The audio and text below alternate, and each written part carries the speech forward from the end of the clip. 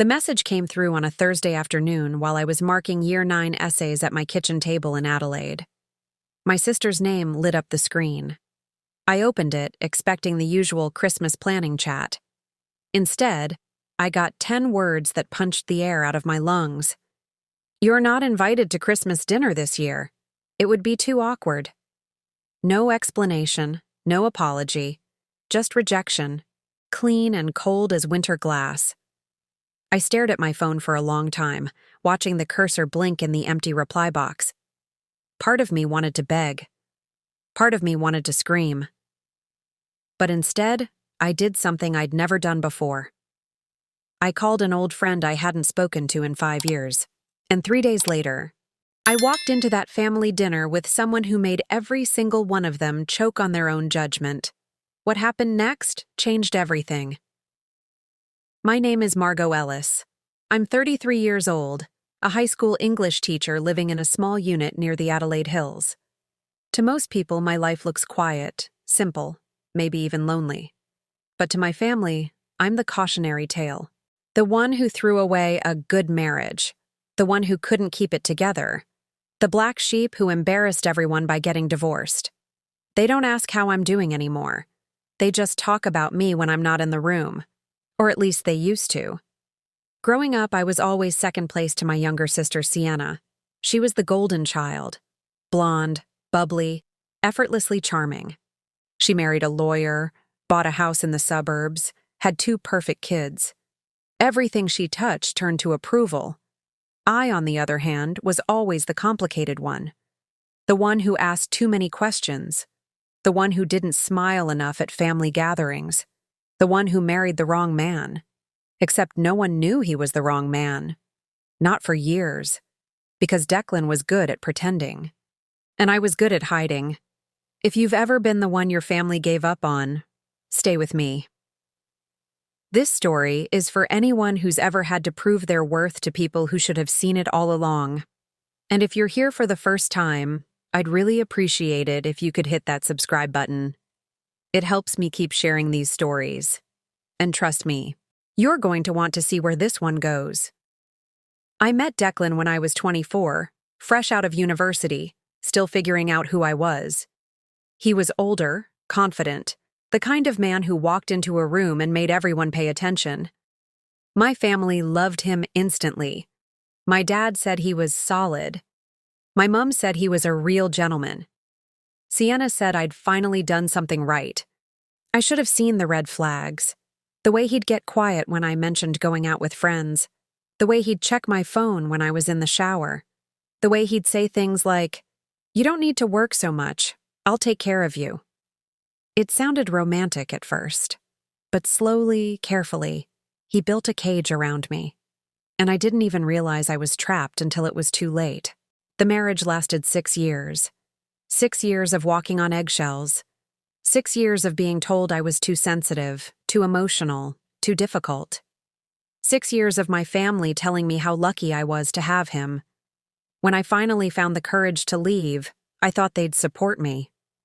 I thought they'd ask what happened, but they didn't. My mother said, "Marriage is hard, Margot. You can't just give up when things get tough." My father said, "Declan's a good man. You're making a mistake." And Sienna, she said, "You're going to regret this." But I didn't. Leaving Declan was the first time I'd breathed in years. The divorce was brutal, not because of him, but because of them. My family stayed close to Declan. They invited him to birthdays, to barbecues, to Sunday lunches. And me? I got polite text messages. "Hope you're well. Let us know if you need anything." But no invitations, no phone calls, no one asking if I was okay. I moved into a tiny unit, started rebuilding my life one piece at a time. I threw myself into teaching, into my students, into the small joys of waking up without fear. And slowly, quietly, I started to feel like myself again. But my family never saw it. To them, I was still the girl who ruined everything. 2 years after the divorce, I was doing fine. Better than fine, actually. I had friends, hobbies, a life I'd built on my own terms. But my family didn't see that. They saw failure. And every family gathering reminded me of it. The pitying looks, the careful questions, the way they'd talk about Sienna's perfect life and then glance at me like I was a tragedy in progress. So when Christmas rolled around, I wasn't surprised to get the message. You're not invited this year. Declan's bringing his new girlfriend, and it would be too awkward. I read it 3 times, each time feeling the sting deepen. They'd chosen him. Again. For a moment, I thought about just accepting it, spending Christmas alone with a bottle of wine and a good book. But then something shifted. A spark of defiance I didn't know I still had. I scrolled through my contacts and stopped at a name I hadn't touched in years. Nathaniel Cross. We'd been close at university, the kind of friends who could talk for hours about everything and nothing. After graduation, life took us in different directions. He went to Melbourne for medical school. I stayed in Adelaide and got married. We lost touch, but I'd seen his name in the news recently. Dr. Nathaniel Cross, one of Australia's leading cardiothoracic surgeons. I stared at his number for a long time. Then I pressed call. He answered on the 3rd ring. Margot Ellis. I thought you'd forgotten I existed. His voice was warm, teasing, familiar. I laughed despite myself. I could say the same about you. We talked for over an hour. I told him everything. The marriage, the divorce, the family, the disinvite. And when I finished, there was a pause. Then he said, "Do you want company?" I blinked. What? Christmas dinner. Do you want me to come with you? Nathaniel, I'm not even invited. You are now, he said simply. Show up and bring me. Let's see how awkward it really gets. Have you ever had someone show up for you when no one else would? If that's ever happened to you, drop the word "showed up" in the comments. And if you haven't subscribed yet, please do. This story is about to take a turn you won't believe. The plan was reckless, probably a little petty, but it felt right. Nathaniel flew in from Melbourne 2 days before Christmas. We met for coffee at a cafe in Norwood, and the years melted away like they'd never existed. He looked different, more polished, more confident. But his eyes still crinkled when he smiled. And when he asked, "Are you sure you want to do this?" I didn't hesitate. I need to do this. I need them to see that I'm not the broken person they think I am. He nodded. Then let's give them a show. Christmas Day arrived hot and bright, the way it always does in Adelaide. I spent the morning getting ready, choosing a simple but elegant cream dress, pulling my hair back, applying just enough makeup to look effortless. Nathaniel picked me up at 4. He wore a crisp white shirt and tailored trousers, looking every bit the successful surgeon he was. As we drove toward my parents' house in the hills, my hands trembled slightly. He reached over and squeezed my hand. "You've got this." I nodded. "I know." We pulled up to the house just as the sun started its slow descent. Cars lined the driveway. I recognized Sienna's SUV, Declan's ute, my parents' sedan. The sound of laughter drifted from the backyard. Nathaniel turned off the engine and looked at me. Last chance to turn around. I shook my head. Not a chance. We walked up the path together, his hand resting lightly on the small of my back. I rang the doorbell. The laughter inside stopped. Footsteps approached. The door swung open. My mother stood there, frozen mid-smile. "Margot?" Her eyes darted to Nathaniel, then back to me. "What are you doing here?" I smiled. "Merry Christmas, Mum. This is Dr. Nathaniel Cross. I hope you don't mind, but I brought a guest." Her mouth opened and closed like a fish. Behind her, Sienna appeared, face flushed from wine. "Margot, I told you." But my father cut her off. "Who did you say you were?" Nathaniel extended his hand smoothly. "Nathaniel Cross. I'm a cardiothoracic surgeon at the Royal Melbourne, old friend of Margot's from university." My father shook his hand slowly, processing.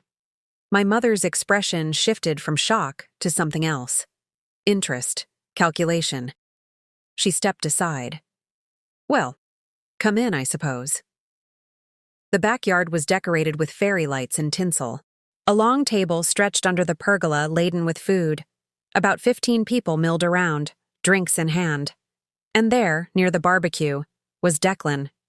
He turned when we walked out, and his face went pale. The blonde woman beside him, his girlfriend I assumed, looked between us, confused. Sienna rushed over, voice low and sharp.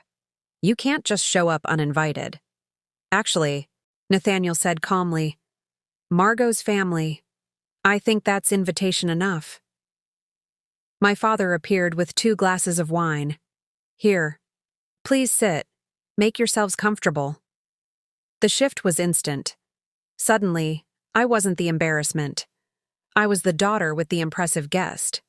My mother hovered, asking Nathaniel questions about his work, his time in Melbourne, his plans. My father bragged to his mates about Margot's friend, the heart surgeon. Sienna stood off to the side, arms crossed, glaring. And Declan? He kept glancing over, trying to catch my eye, but I refused to give him the satisfaction. Nathaniel played his role perfectly. Polite, charming, but always steering the conversation back to me. Margot's doing incredible work with her students. She's one of the strongest people I know. Every word was a quiet reclamation of my worth. You know that moment when you realize everything's about to change? We're there. Stay with me. The best part is coming, and if you're enjoying this, hit that subscribe button. You don't want to miss what happens next. Dinner was served. We sat at the long table, Nathaniel beside me, his presence a steady anchor. Across from us, Declan sat with his girlfriend, who introduced herself as Bree. She seemed nice enough. Nervous. She probably had no idea what she'd walked into. The conversation flowed awkwardly, people making small talk, avoiding the obvious tension. Then Sienna, emboldened by wine, decided to poke the bear. So, Margot, how long has this been going on? She gestured between me and Nathaniel. I set down my fork. We're old friends. He offered to keep me company since I wasn't originally invited. The table went quiet. My mother's smile tightened. Sienna's cheeks flushed. That's not fair.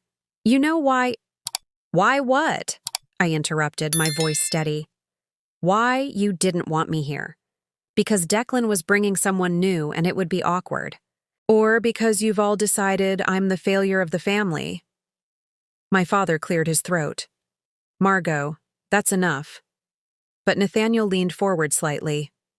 With respect, I think she's allowed to speak. My father blinked, caught off guard. Nathaniel continued, his tone calm but firm. I've known Margot for over a decade, and I've watched her rebuild her life with more grace and strength than most people could manage. She left a marriage that wasn't healthy. That takes courage. Declan shifted uncomfortably. Bree looked at him, questions forming in her eyes. My mother tried to smooth things over. We all want what's best for Margot. Do you? I asked quietly. Because you sided with him. I gestured toward Declan. You invited him to family events. You asked how he was doing. And you left me out in the cold. My mother's face crumpled. That's not how it was. That's exactly how it was, I said. The words I'd been holding for 2 years finally spilled out. You chose appearances over truth. You chose the son-in-law who looked good on paper over the daughter who was struggling to survive. Sienna stood up, voice shrill. You're being dramatic. Declan never hurt you. Nathaniel's jaw tightened. I put a hand on his arm. It's okay, I said softly. Then I looked at my sister. You don't know what happened behind closed doors, Sienna. And you never asked. Declan finally spoke, his voice defensive. I gave you everything, Margot. I met his eyes for the first time that night. You gave me control. You gave me isolation. You gave me 6 years of feeling like I was never enough.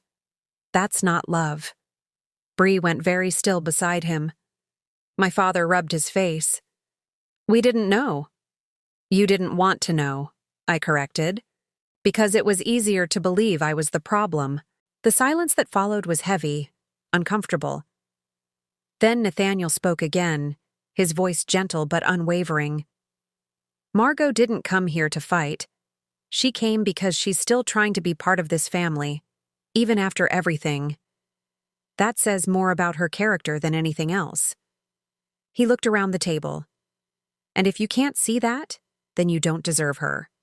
The air felt electric. My mother had tears in her eyes. My father stared at his plate. Sienna sat back down, deflated. Declan looked like he wanted to disappear. And me?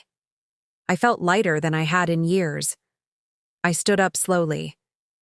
Thank you for the meal, but I think we'll go now. Nathaniel stood with me. My mother reached out. Margot, please. I shook my head gently. I needed you to see me. Really see me. Not the version you wanted me to be. Just me. And I hope one day you will. I took Nathaniel's hand, and we walked back through the house, past the family photos on the wall where my face was barely visible, and out into the summer night. As we drove away, I exhaled. Nathaniel glanced over. You okay? I nodded, surprised to find I was smiling. Yeah, I really am.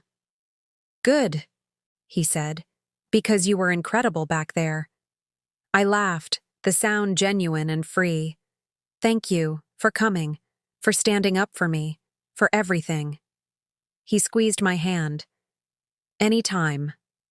In the months that followed, my family reached out. My mother called, apologizing through tears. My father sent awkward texts trying to rebuild bridges. Sienna took longer, but eventually admitted she'd been wrong. I didn't rush back into their arms. I took my time. I set boundaries. I made it clear that I wouldn't accept being treated as less than anymore.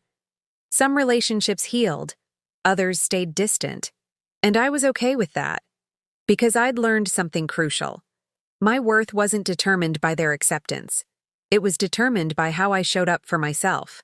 As for Nathaniel, what started as a favor turned into something real. We started seeing each other properly. No pretense, no performance. Just two people who'd found their way back to each other at exactly the right time. And it felt like coming home. If you've ever had to walk away from people who didn't value you, even when it hurt, you're not alone. Sometimes the bravest thing you can do is choose yourself. What do you think? Did I do the right thing confronting my family? Or should I have just stayed away? Drop your thoughts in the comments. I'd love to hear from you. And if this story resonated with you, please subscribe. There are more real, powerful stories coming your way. Thank you for being here. And remember, you don't need anyone's permission to know your worth. You just need to believe it yourself.